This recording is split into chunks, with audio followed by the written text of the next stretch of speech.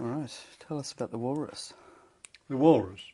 The Walrus was a rather peculiar looking aeroplane that most cruisers had in the early part of the war as a sort of reconnaissance or spotting plane. It was an amphibian. It could land on water or land. It had two wings and a pushing engine. Uh, and when the first Americans saw it when they came into the war, one of them is reported as having said, "Caw, look, Orville Wright himself," because it looked so ancient. Anyway, we used to catapult ours off. It would do various reconnaissance jobs. And then when landing, because we were just a cruiser, it had to land in the water alongside the ship. The ship would often turn across the wind and make what they called a slick in the water so that it could land safely. And then it would taxi up and be hoisted on board with one of the cranes, whichever side, normally always the port side. Whenever we were operating it, we would man one of the whalers, one of the rowing boats, as a crash boat in case something happened. And sure enough, one day, 3 or 4 weeks I think it was, before the Coral Sea battle, we were operating in the Coral Sea, and our aircraft came in after doing a reconnaissance flight of no great consequence. The flight, I don't remember what it was, and it landed, and there'd been a bit more swell than normal, and it bounced off the swell even though we'd made a slick by turning to port, and it crashed into the stern of the ship, folded up in flames with the engine sort of crashing down onto the cockpit, and very quickly went down. I was the midshipman in charge of the whaler, the crash boat, so we quickly lowered ourselves, me trying to remember all the things one should do.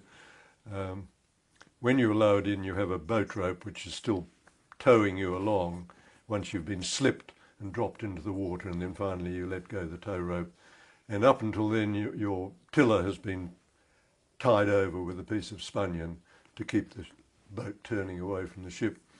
And the one thing I couldn't do was to break the spunion, so I said to somebody, "Cut it." So they made a swipe with their knife and cut the end of my thumb off.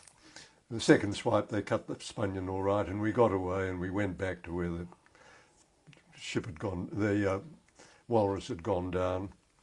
And an American ship had launched their gasoline gig astern of us, and they got there first, and they picked up the navigator, the observer as he was called, and the air gunner, and they transferred them to me. The pilot had gone down with the plane, unfortunately. Anyway, I went back on board, and we were hoisted in board. They both had a couple of broken limbs, so they weren't too well off, and there we were without an aeroplane. And we were in Noumea about a week later, and they'd arranged, obviously, at headquarters for a new Walrus to be flown out from Sydney, and it came flapping over the horizon, looking rather like a duck or something. And in those days we didn't have a fleet air arm. Our pilots were all Air Force, and the observer was actually a chap on loan from the Royal Navy who did have a fleet air arm. So there we were in harbour, and being hoisted on board was the new Walrus. And I was leaning on the gunwale, looking over the side. The chap on the guardrail beside me, I said to him, I can't see an observer, there's just a pilot. I wonder who the new observer will be. And at that stage somebody tapped me on the shoulder and said, "Smyth, Captain wants to see you." So I doubled aft to the quarterdeck, and he said, "We've just been told we won't have a new observer for about 3 weeks. Then Commander Jarrett will be joining then, but he's got to be found somewhere in Australia. You're the new observer until then." I said, "Aye, aye, sir," and went away with my tail between my legs and wondered what on earth I had to do. The observer in a naval aircraft is always the captain of the aircraft, you might be interested to know. In the Air Force, the pilot is the captain. But because navigation was so important, when you're squirted off from a ship and the ship moves around while you're away, you need somebody really on the ball. And I did a few trips. We'd be catapulted off, and I would have to sort of work out where we were, and we'd go looking for any Japanese ships or aircraft around, and then we'd go back, and one day we came back to where the ship was meant to be, and no ship, because there'd been an air raid alarm while we were away, and of course with wireless silence the ship couldn't tell us. And I thought, oh my God, we've had it. The Americans had recently lost 2 of their similar sort of aircraft. They were more of a flying seaplane rather than a flying boat. But they'd lost them for the same reason, because we'd moved away. I looked around the horizon and thank God I saw a little patch in the distance, and it turned out to be the Aussie. The job of the poor old observer, as we landed alongside, was always to climb onto the upper wing with the engine still rotating about 2 feet away behind you in this pusher engine. And my job was to grab the hook when it came down from the crane, hook it onto the sling which was built into the upper wing, and then get off to one side quickly while they hoisted us out of the water. I'm very glad I only had to do that about 3 times before the proper observer arrived and I was able to hand over to him. But I've always been able to tell the Fleet Air Arm people in the Navy, we didn't start our Fleet Air Arm until 1947, 48, that I was in the Fleet Air Arm in a rather half-hearted way long before them. And when I tell them I was observer of a walrus, they say, gee, did you really fly those things? And so forth. Later on, after the war, I went to England, found myself on exchange duty in 1959, 60, running an air station in Scotland, much to my surprise. And as the executive officer, I decided it was time I learnt to fly properly, and I learnt to fly from our Commander Air, flying supersonic jets, Sea Vixens they were at the time. I never actually soloed because we'd had a nasty prang killing one of our chief test pilots. And my wife said, I've been watching you take off every day and you don't really have to, do you? And I said, all right, I don't have to, so I didn't go solo. But again, when I came home, my Fleet Air Arm pilots were saying, oh, you know, we've really modernised over here now. We've got Sea Hornets and Sea Venoms and things. And I said, I've been joining the Bangers Club. You've been through the sound barrier, they said. And I said, yes, many times in the Sea Vixen. Oh, really, they said. So I'm still a sort of honorary member of the Fleet Air Arm Association in Australia. You got a finger in so many pies. You also commanded a corvette for a while. The corvette was my first command. I mentioned that earlier in 1947, before I went off as ADC to the Governor-General. But then after the Korean War, I was brought back after 6 months from Hong Kong to take over the running of a new entry of 15-year-old cadets at the Naval College. I think I might have mentioned that in conversation anyhow, Colin. And I spent about 2 years there. Interesting job, being a schoolmaster really, and teaching them all the things that young new cadets needed to know. That took me through to, what was that, 52, 53. I got married during that time to my wife, whom you met. Her father had been Navy way back before she was born, but so she had a sort of acceptance of the fact that Navy was a pretty peculiar life to marry into. But she always followed me everywhere I went from then on. And the first place we went after that, I went off to sea again, and she moved into a little flat in Melbourne. And I went back to the Australia for the third time. She was by then pretty old, 1953. She had been launched in 28, so, you know, that's 25 years. I spent about 6 months in her. I by then was a lieutenant commander, and from there I was appointed to command a frigate, the HMAS Hawkesbury. And that was a very good job. I loved doing that. I spent a lot of time up around New Guinea as the only ship up in New Guinea waters, which was still Australian territory then, showing the flag in all sorts of places. I think I went to 67 different ports or harbours, some of them completely uncharted, some hadn't seen a white man since the war, some hadn't even seen a white man. So I had great time learning a bit of pidgin English and showing the flag, and every time I left a port or harbour I'd open fire with all my guns to frighten the natives and impress them with how important we were. And I had a lot of fun.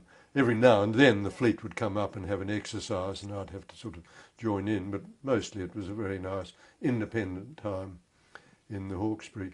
Of interest, only 3 years ago, somebody at Navy Office remembered that I had been the last captain of the Hawkesbury because she paid off as I left her. That was 50 years before, and they'd remembered I'd been the last captain 50 years earlier, and they asked my wife to launch the new Hawkesbury, which is one of the new mine hunters built in Newcastle 2-3 years ago. And she was both the launching lady and the commissioning lady of the ship, and the ship's been in Port Phillip a couple of times since, and one day the captain took us out and said to my wife, "Madam, it's your ship, there is the captain's chair, it's yours for the day." So she sat there dreaming of saying hard to starboard and open fire, but not actually doing so. So that was rather fun, that we've been carried on in perpetuity sort of thing. At any rate, Hawkesbury was great fun. I left her in 54, went into a shore job, the first real shore job apart from the college.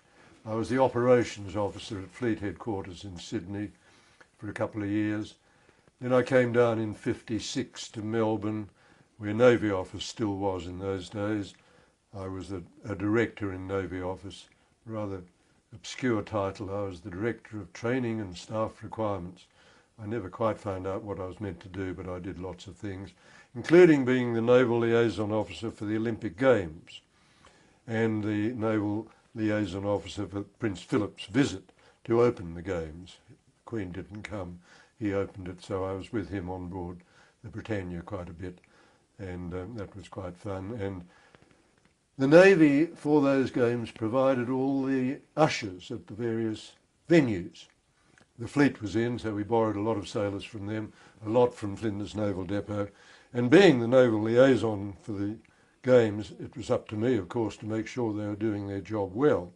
So well in advance, I went through the program, picked the eyes out of it and said, I want 2 tickets for that, and 2 tickets for this, and 2 tickets for the opening, and 2 tickets for the mile. And I had the absolute pick. My wife couldn't come to all of them because she had a new baby, but I had the absolute pick of the games, and as liaison officer had probably the best time of anybody in Melbourne at the time. Finished that, went over to do a course in America, taking my family with me, Norfolk, Virginia, a sort of staff course where mainly American, but they had a few overseas people like us. Quite fun.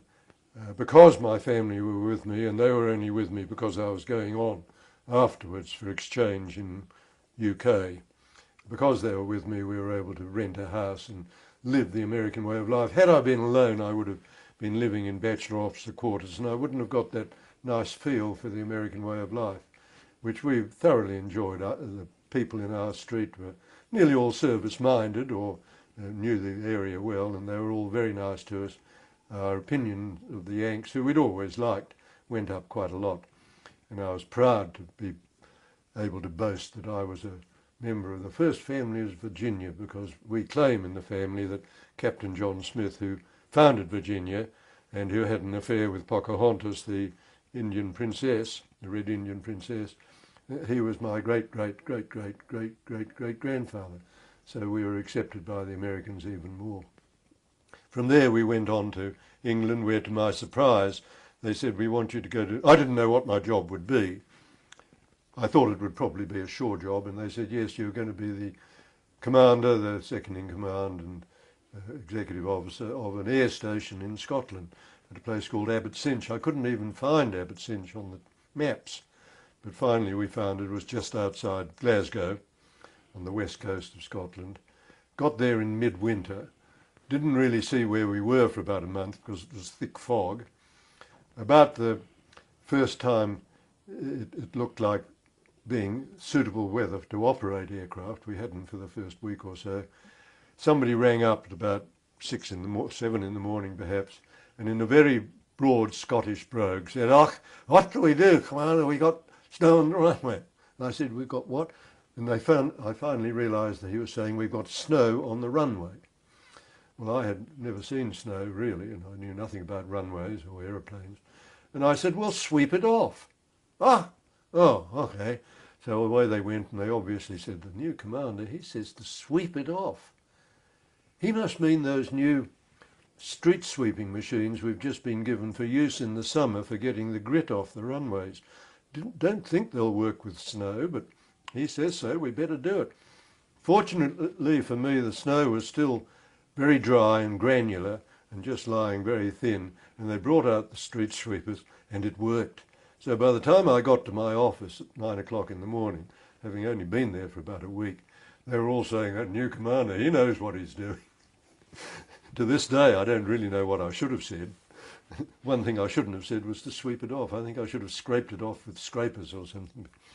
Anyway, that was the introduction to Naval Air Station. And it was a testing air station, really. It was getting the new aeroplanes from the factories, test flying them, and turning them into warplanes by fitting them with all the nasty things like guns and bomb racks and things. And the very latest fighter bomber, the Sea Vixen, was coming in just as I got there, and that's what I did quite a lot of flying in with my friendly Commander Air, who was quite willing to teach me to fly in one of our smaller aeroplanes.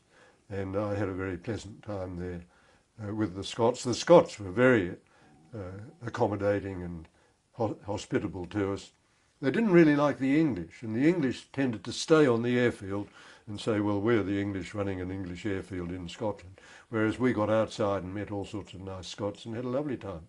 It was an interesting comparison of the feeling between the Scots and the Sassenachs from down below.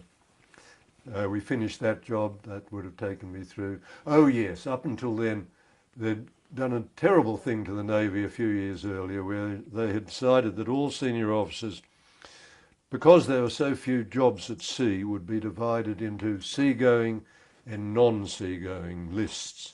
And when they promoted me to commander, which had happened quite early, and I had had my 2 commands, they said, you are on what they nicknamed the dry list as opposed to the wet list. And I said, oh, you mean I'll never go to sea again? And they said, I'm sorry. And 1 or 2 of my friends, including David Hamer, sort of resigned on the spot when they did that to him. And I said, oh, well, no, I might as well stick it. I still like the Navy. And I accepted the fact that I never did get a destroyer command during those years. But as I was coming back from Scotland, the Chief of Navy wrote to me and said, we've decided to do away with the 2 lists, and to re-immerse you, Dacre, I'm giving you command of the Supply. And the Supply was the big fleet tanker that I later took up off Vietnam. It was the biggest ship in the Navy, bigger than the aircraft carriers, Melbourne or Sydney.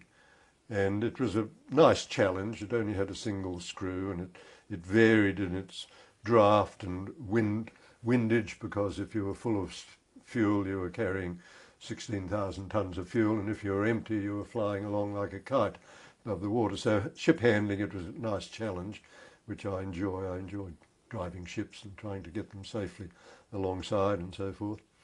And they have in the Navy a thing called the Gloucester Cup, which the Duke of Gloucester presented when he was Governor-General back in 1946. And that is given each year to the most efficient ship in the Navy. And it was always being given to the latest destroyer or the aircraft carrier or one of the fighting frigates. And finally, the second year I was commanding the Supply, they gave me the Gloucester Cup. They'd never thought that it would be given to a tanker, a fleet oiler. And so I was able to boast that I was not only a captain of the biggest ship in the Navy, but also the best ship in the Navy. And that was my last command, but it was a lovely way to finish. I'd actually left the ship, gone on leave in Canberra where my family was living, and a week after I left, my former second in command, the commander, dropped in and said, what's it like to be having been captain of the best ship in the Navy? I said, what are you talking about? We all know it's the best ship. He said, no, but they've really made it official now, sir. So we opened a bottle of champagne and celebrated. After that, I was in shore jobs more and more, both in Canberra and down here. I had 3 years here as the naval officer in charge of Victoria, went back to Canberra for 2 years as the head of the sort of personnel world in the Navy, or nearly the head, hoping to be made an admiral, but I think I'd insulted 1 or 2 admirals, so they never made me better than Commodore. I came back here for another 3 years as the Commodore, and finally retired 25 years ago now, and stayed put. We'd lived in 25 different houses during our time in the Navy in 25 years, which was not bad going. Here we've stayed for 28 years now. My wife keeps saying, aren't we due for a posting soon? And I say, well, no, we're no longer in the Navy. We can stay here now. So that finishes my life story, more or less. Well, tell us a bit more about commanding the supply in Vietnam. Well, I claim rather naughtily to have been in the Vietnam War, but we didn't get even within sight of Vietnam. We were operating briefly once or twice out of the Philippines. We were fueling the destroyer, the Brisbane, I think, was the one that was there particular time we were there. She'd come back out of the firing line. We'd rendezvous with her somewhere in the South China Sea, and we'd fuel her.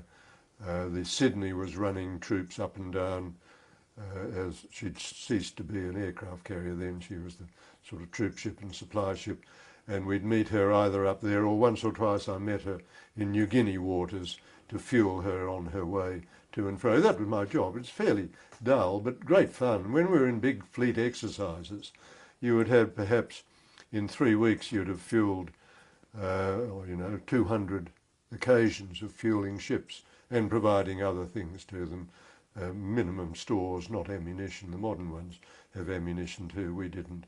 We were mainly fuel, water, stores, mail, and every time we had to keep a steady course and the ship would come alongside us, unless it was a bigger tanker that we would sometimes fill up from, an American or British tanker. A lot of very good seamanship. You had to be right on the ball for the other ship and you to be able to keep station while you sent the hoses across, which were in sort of great hanging loops, so that if you did move out, you still didn't part the hose.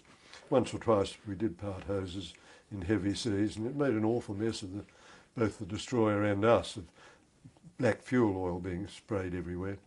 But that was one of the sort of risks you took. No, it was great fun. It was a big ship for ship handling, a small ship's company, not quite 200 men, sort of frigate size, and that's what I liked, because you knew everyone by the end of your time in the ship. If you're in an aircraft carrier with 1,000 men, you couldn't possibly get to know them all. You were the captain sort of hidden away up on the bridge, but in a small ship or a ship with a small ship's company, you got to know them all, and I like to think they got to know me, and I had great fun. Did you go ashore in Vietnam at all? No, we didn't actually go into. Sydney would go in, we would stay out. Left her to go in. She had to go through all the processes of manning the upper deck with guns and sending divers down to make sure nobody was attacking her. She never was, but they had a lot of security problems in case the Viet Cong sort of were sending down underwater demolition experts and things like that. But we never did that. No, so I wasn't. My only medal from Vietnam is the Vietnam Logistics Support Medal, which is what we did. And that also went to various army people who sort of didn't get into the front line. So how long were you at sea for during the war? Oh, well, of course, we weren't off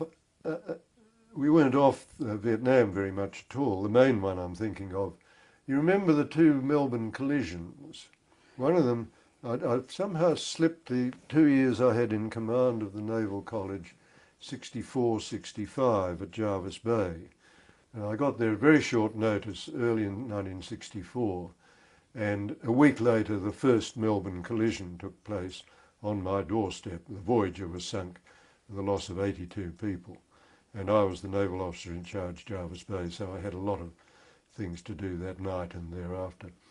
And then later on with the supply back to Vietnam, we were operating in a big exercise out from Manila Bay in the Philippines and off the Vietnam coast. And to my horror, one night I was in charge of 12 ships in the logistics support group. We had an American tanker, we had New Zealand ships, Australian ships, Thai ships, Pakistani ships, all getting in one another's way, and I very nearly had collisions going on all night, avoiding them by telling ships to sort of buck up and steer somewhere else. And suddenly, in the middle of it all, came through the signal that Melbourne had collected the American destroyer, Frank E. Evans, 20 miles ahead of us.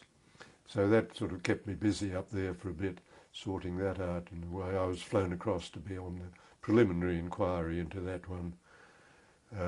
Again, the captains of Melbourne each time were good friends of mine. I felt so sorry for them because there, but for the grace of God, could any of us have gone? You know, I had close calls in my career, but I was always lucky. They were just unlucky. Both of them left the Navy afterwards. Both of them would have been admirals had they not had that bad luck. Each case the other fellow's fault, really. So it was only that sort of period, and just before that I'd been fueling the Brisbane, and then I went down. The whole fleet was meant to go to Hong Kong, but Melbourne limped down to Singapore, and I went in and I represented the fleet all by myself and had a Hong Kong visit that was quite pleasant. So there are lots of bits of my career that I've half forgotten as I went along. The Naval College was great fun too. Captain of what was virtually a boys' boarding school, 7 days a week. We used to get people in to lecture on other things. They were academically studying all the week, and then in the weekend we'd send them out sailing, we'd send them up mountains, try to get them into the Navy's adventurous feeling. And on the Friday night we'd have lecturers come in to talk about something quite different, farming or yachting. Somebody said, there's a local artist, let's bring him in. I got him in, he gave a lecture. I was so impressed with the painting he did that I bought it, and it's hanging on the wall behind me. And I borrowed some paints next day and I started painting, and I've been painting ever since. Now, another area we've kind of glossed over, or not glossed over, but would be a closer examination, which is your time with the motor gunboats. This is something... Very short time, it really was short. only a passenger, but sort of obviously fitting in with the scheme of things and taking a watch when things were quiet. The captain would be on the bridge when things weren't. It's still something we haven't a lot of information on in the archive. So well, no, again, it was an Australian. You see, over there, there weren't many Australians who would have. There were quite a few reserve Australian officers over there who'd gone over under the yachtsman scheme. They got into motor gunboats, motor torpedo boats, all sorts of boats and ships in the Royal Navy, but as members of the Australian Naval Reserve. So there would be some around. There's a chap called Bott somewhere in Melbourne now, who I know was in motor gunboats, motor torpedo boats for 2 or 3 years. He would have much more interesting stories if he's still around. He was a year ago. I was purely, having heard about them really, I said, can I fit in a few weeks there, filling in time when I'm waiting for a passage. So I was really just a goofing, but enjoying it, and the same as I did later with the Beaufighters. I don't know, if you're in one form of the service, and then again my playing soldiers at Normandy, I felt I did by the end of my time in the Navy know what went on in all the services to a certain extent. My father's upbringing of me made me more soldier-minded too, perhaps. Hmm.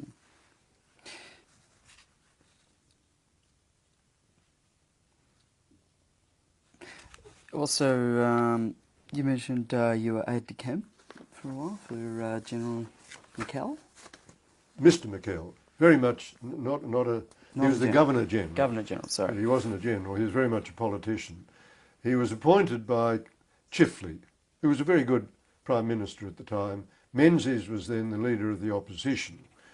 And there were rumours around for a few weeks that the new Governor General to take over from, I think taking over from the Duke of Gloucester, was going to be McKell. And he was then Labour Premier of New South Wales, so it would have been a very definite political appointment by a Labour Prime Minister of a Labour Premier. And Menzies, as the leader of the opposition, was saying it would be the most disgraceful thing if such an appointment was made. And then it was announced, and it was him. And in all the papers next day, there was a photograph of Menzies shaking McKell's hands and bowing slightly and saying, "Congratulations, Your Excellency." And if he hadn't done that, there would have almost been a mutiny, I think. But he immediately switched and said, no, he is now the Governor-General. We will pay him due homage. And I give Menzies full marks for that. And I saw quite a lot of both Chifley and Menzies. They were both excellent people. Menzies finally took over from Chifley, and it was an interesting thing. I like to think, if I can refer back to my murder on board the Australia, whilst I was with the Governor-General, the Minister for the Navy came out one day, Reardon was his name, and he gave bits of paper to the Governor-General to sign, and finally he got to one of them and said, "What's this?" And Reardon said, "Oh, it's a pardon for two naval people who were found guilty of murder during the war." That's, some years ago now, sir. That was 1942, it's now 1940, 6 years ago. We think it's time to let them out. McKell had been a self-taught lawman. He was a QC, or KC as it was in those days. And he said, "I want to see the file." And Reardon said, "Oh, sir, you don't need to see the file. I'm your advisor. I'm telling you to sign." McKell said, "You're telling me to sign. Bring me the file." And Reardon said, aye, sir, I'd better do it, I think." So off he went. McKell sent for me and he said, "Do you know anything about a murder that took place in the Australia in 1942? I said, "Well, sir, let me tell you about it." So I told him the whole story, and the file came out next day and he studied it. And he sent for Reardon. He said, "I'm not going to sign it. I don't see why they should get out. It was cold-blooded murder. I've heard from somebody else the real reason for it, because the homosexual thing never came out in the trial. It couldn't. But I'd told McKell about it. And he said, "No, I don't see why they should be let out. Let them stay in for another few years anyhow." I think they all got out eventually. And that was the first time that McKell, or any Governor-General, had turned against his advisers, because he's really just a copybook. He does what the Prime Minister or one of the ministers tell him. And that gave him the feeling that he could do it.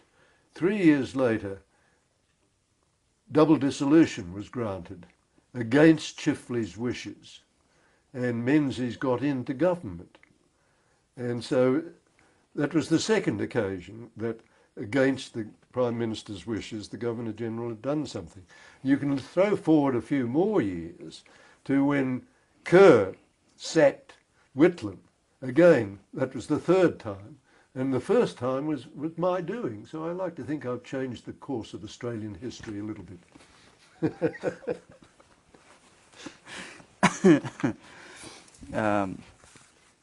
Yeah, you've certainly been in there. Your father, saved us all by saving Winston Churchill. And now you'd have us believe that you're actually related to the Native American Indians. Oh yes, definitely. Finger in many pies, as I say. So tell me, just generally, what did your work as aide de camp involve? Oh, very much a sort of personal, not servant. You're a gentleman's servant. You're looking after the boss. Particularly when you take him anywhere, you're making sure that everything is going smoothly. You do a lot of planning in advance of visits. When we did a visit all the way around Australia, really, flying all the way up the Queensland coast, across to Darwin, then by road right down almost to Alice, and then from Alice flying to Adelaide, all the time we had to have the program worked out in advance. There was an official secretary, Murray Tyrrell, who did a lot of it too, but that particular trip he did come, but mainly I would go, or the Army or Air Force when they were still with us. Even if it was I can remember going to a trotting meeting in Melbourne. And McKell he loved being with the people. He didn't like pomp and ceremony. I was dressed in uniform always, with a walking stick, trying to sort of look important, but he'd be in a dark suit and a Homburg hat. And walking through the betting ring at the trots, people tend to sort of rather push your Governor-General around, not knowing who he is. So I was sort of acting as a bodyguard half the time, making sure that drunks didn't knock him over. We went to Darwin. He was still in his dark suit and Homburg. I was in full white tropical uniform with medals and sword and everything. And the very first official welcome, a little girl was sent forward with a bunch of flowers to present to the Governor-General. And I could see her coming, and she came up and she looked at him, and she looked at me, and she looked at him again. She gave it to me. She couldn't believe that I wasn't the Governor-General, and this fellow in a dark suit and a Homburg couldn't be anything but... So all that sort of was part of the life one led. Back in Canberra, all sorts of interesting episodes. I remember the Russian ambassador came to present his credentials one day, and photo opportunity and everything. I'd picked him up in the official Rolls Royce, and after the photographs were over and he'd presented his credentials as the new ambassador, I and the Secretary of the Foreign Affairs Department, External Affairs it was called then, a chap called John Burton, we got in the Rolls Royce with him to take him back to his embassy, which we did. He was a chap called Lifanov, pleasant fellow. And as we got out of the car to say goodbye, he said, would it be within the grounds of diplomacy if you were to come in and have a drink? And I looked at John Burton and he looked at me and I said, do you think so, sir? And John Burton said, oh, I think so. So we said, yes, sir. We went in and we were sat down at a table, and in came some lackeys, and they put one of those triple decanter silver holders with three crystal decanters in it in front of the ambassador, and a lot of little glasses. One was a plain colourless liquid, one was a purple liquid, and one was a red liquid. And he filled our glasses, one of each, and we each got these three glasses in front of us. He said, well, prosit, or whatever they say in Russia. And we watched him, and he picked up the first colourless one, which was neat vodka. And down it went, and before it hit the table, he was picking up the red one, and down it went, and then he was picking up the purple one. So we had three of these things inside us in 20 seconds. And we thought, well, that was nice, we'd better go now. And he said, no, you must have 3 drinks. But we said, we've just had 3. No, 3 rounds. I think you call them rounds. So we filled our glasses again 2 more times, by which time we were getting garrulous and talkative, and it was all very pleasant. He finally let us go, and I said goodbye to John Burton. I think I dropped him off, and I drove out to the government house, still feeling, pretty right. That was fun. I enjoyed that. I walked into the front door. I walked into the ADC's room, and I collapsed flat on my face, and I can't remember anything for the next 6 hours. I was out like a light, apparently. Did you ever find out what the red and the purple were? Well, I suppose they were variations of some liqueur with a vodka base. Don't want to know. So the dangers of drinking and driving weren't known in those days? Well, I wasn't driving. We had a chauffeur, of course. No, we had a chauffeur in a big Rolls Royce, and everywhere we went, and also an aeroplane with a pilot, of course, would take us. It was interesting. The trouble is, I found myself trying to... Admirals would come out, and I'd say, no, sir, you're 5 minutes early. Go for a walk first. HE's not ready for you yet. And I found myself telling admirals what to do, and as a young lieutenant, that's not a very sensible thing to do. So that was when I asked the Navy to relieve me after a year. And I left the first person, I think, to leave with good grace, which was nice to be able to say. They say the others had all been sacked or walked out in a huff. But he was a good... He shouldn't have gone, he shouldn't have got the job, but having got there, he became very good, he became apolitical, he was fully conscious of the dignity of the position, he tried very hard. I had to spend a lot of time at parades and things. I'd stand behind him and I'd say, take your hat off, sir, they're saluting. Oh, thank you. Put it back on, they're finished. Oh, thank you. So one had to be a sort of a delicate leader of him into the ways that he needed leading into. But for speeches, he was excellent. I'd give him a few facts. We're going to land in Rockhampton in 20 minutes, sir. It's been a city of so many thousand. Its main industry is beef and sugar, and the Lord Mayor's name is so-and-so. Right, thanks, Dacre. He'd get out, he'd make a speech that you'd think he'd been working on for 5 days.